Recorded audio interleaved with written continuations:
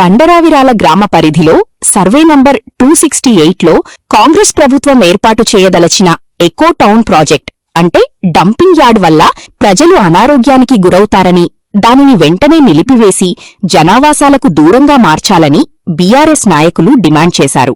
ఈ ప్రాజెక్టుకు వ్యతిరేకంగా రంగారెడ్డి జిల్లా కలెక్టర్ కార్యాలయం ముట్టడి కార్యక్రమం నిర్వహించారు.